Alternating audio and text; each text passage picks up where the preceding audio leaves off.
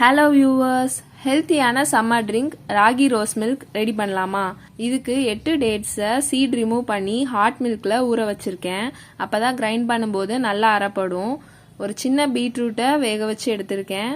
அப்படியே 2 table spoon sabja சீடை தண்ணியில் ஊற வச்சுருக்கேன். இப்போ ஒரு பவுலில் 3 டேபிள் ஸ்பூன் ராகி பவுடர் எடுத்து கொஞ்சம் வாட்டர் ஆட் பண்ணி கட்டி இல்லாமல் கலக்கி எடுத்து வச்சுருக்கேன். இதை குக் பண்ணுறதுக்கு ஒரு பாத்திரத்தில் வாட்டர் பாயில் ஆக வச்சுருக்கேன்.